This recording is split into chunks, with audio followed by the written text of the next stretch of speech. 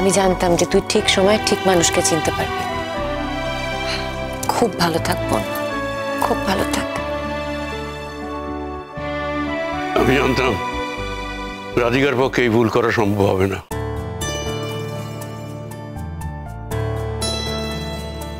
বেঁচে থাকো দিদিভাই, বেঁচে থাকো।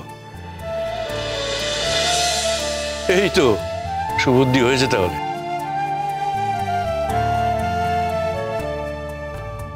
ভালো লাগছে তো একটা কথা, হট করে বিগড়ে যাবে না তো পরে আবার?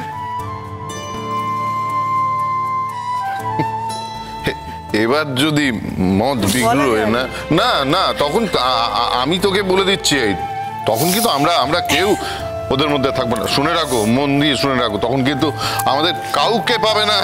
তোমাদের মধ্যে বলে রাখলাম আমি। এখন বোধহয় একটাই টেনশন, মেয়েটা আমার মনে হচ্ছে সত্যিই পুলিশ ডেকে আনবে।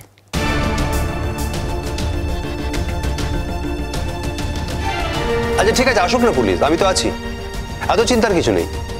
বরং আমি তো বলবো পুলিশ এলে ভালোই হবে একদিক থেকে। সবার সামনে ব্যাপারটা আজকে মিটমাট হয়ে যাক, যা হবার আজকে এখানেই হয়ে যাক। এরপরে এই বিষয়টা নিয়ে আর যেন কোনোদিনও একটাও কথা না হয়।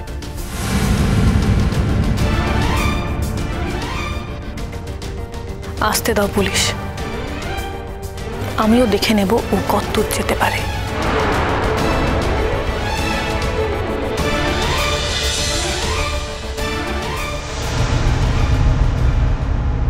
পুলিশ!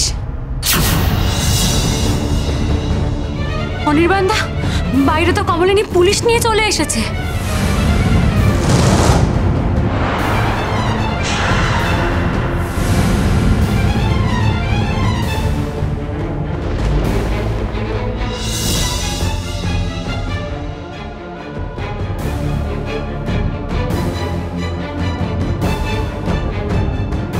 আমরা কিন্তু বলেছিলাম, তোমরা ইচ্ছা করে ওকে এতটা বার বাড়তে দিলে তো? তোমার অনেক আগে একটা স্টেপ নেওয়া উচিত ছিল, তোমার নেওয়া উচিত ছিল। আসুক, পুলিশ আসুক, আর কেউ না বললে আমি নিজে থেকে বলবো। আমি পুলিশের কাছে আত্মসমর্পণ করব। আমি স্বীকার করে নেবো যে আমি অন্যায়টা করেছি।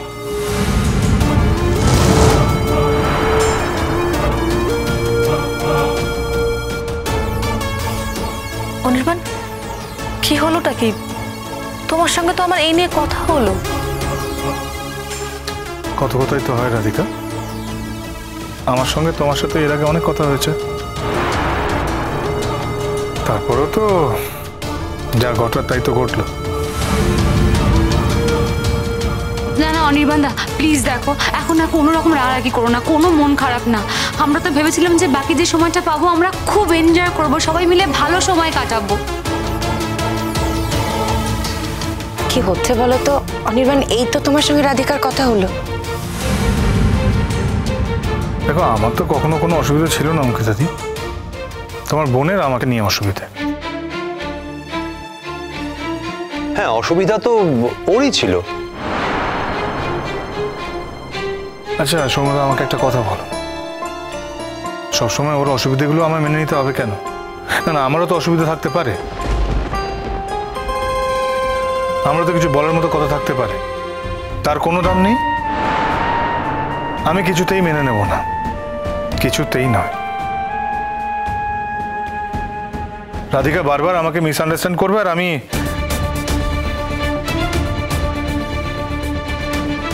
আবার কি অশান্তি শুরু হলো?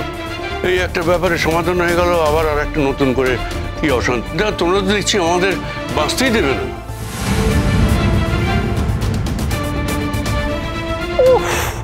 মাথা খারাপ করে দিচ্ছ তোমরা, মাথা একেবারে খারাপ হয়ে গেল।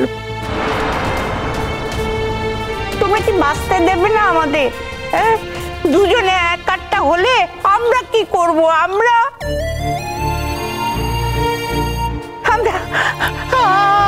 কাকে বোঝাবো বলো? তোমরাই বলো।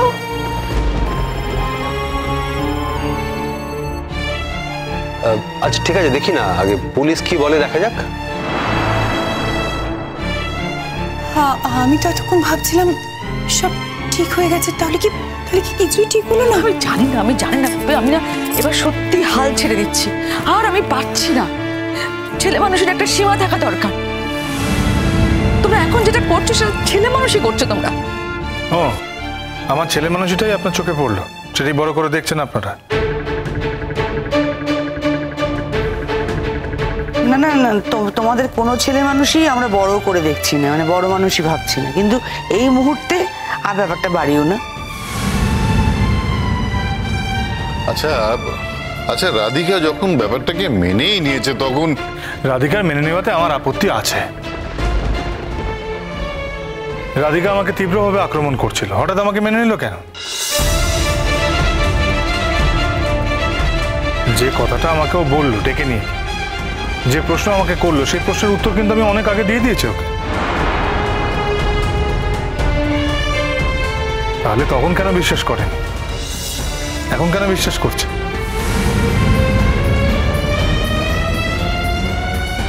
সেটা বিশ্বাস করলো তোমরা সবাই বোঝালে বলে।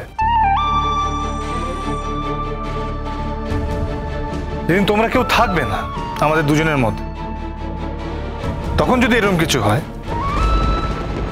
তখন কেউ আমার বিশ্বাস করবে?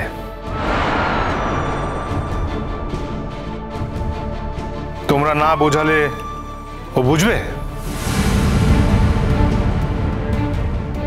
আমি কে? আসুন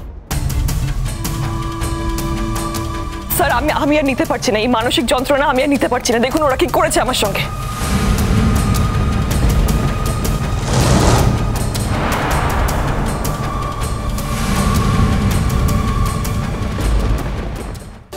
আচ্ছা, আপনাদের মধ্যে অনির্বাণ গুহ কে আছেন? আমি।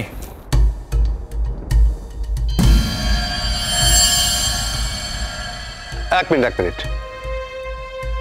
নমস্কার, আমার নাম সৌম্যদীপ বাসু। এই বিষয়টি নিয়ে আগে আমি একটু কথা বলতে চাই। আপনার সঙ্গে পরে কথা বলবো। আগে আমরা যে অভিযোগটা নিয়ে এসেছি সেই অভিযুক্তের সঙ্গে আগে কথা বলিনি, তারপর না হয়। আপনার মধ্যে জানা নেই আমি পেশায় একজন। হ্যাঁ জানি আপনি একজন লয়ার, এও জানি যে আপনার বেশ নামডাক আছে। তবে আপনার তো এখানে কোনো ভূমিকা নেই। আমরা এখানে অভিযুক্তের সাথে কথা বলতে এসেছি, আগে ওনার সাথে কথা বলি। আর তাছাড়া প্রভাবশালী লোকেরা নিজেদের প্রভাব খাটিয়ে অনেক কথাই হাসাপ করতে চায়। সবসময় যে সবকিছু সফল হয় তা তো নয়। আর দেখুন, আপনি যত বড়ই প্রভাবশালী হন না কেন, সত্যের থেকে বড় তো আর কিছু নেই। আর আমি খুব দৃঢ়তার সঙ্গে বলতে পারি যে এই মেয়েটি যে কথাটা বলছে সে কথাটা একদম সত্যি। কারণ কোনো মেয়ে নিজের এরকম অবস্থায় এত অপমান সহ্য করে নিজের আত্মসম্মানে এত বড় আঘাত খেয়ে মিথ্যে বলতে পারে না।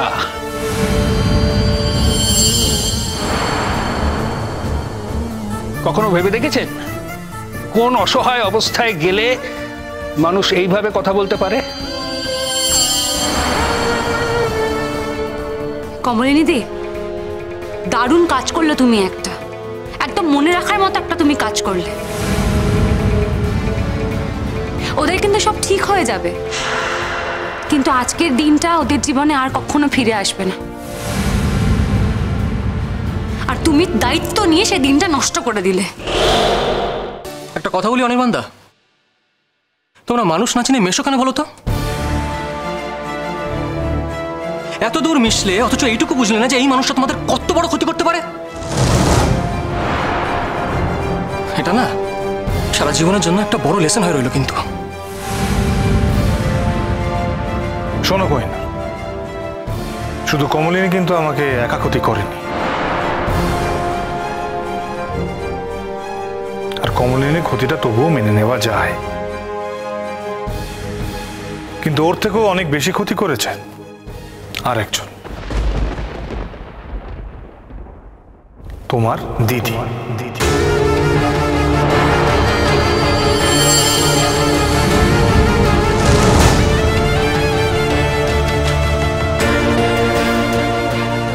যাকে আপনাকে যখন ডেকেছি আপনার সঙ্গেই কথা বলবো।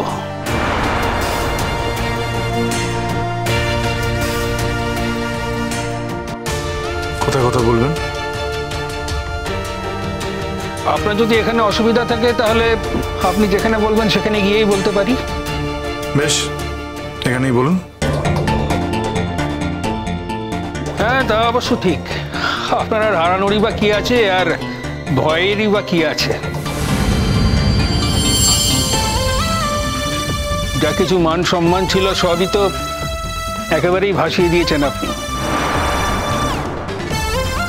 তাহলে এখানেই কথা বলছি। বললাম তো, আপনার যা যা জিজ্ঞাসা আছে এখানেই বলুন।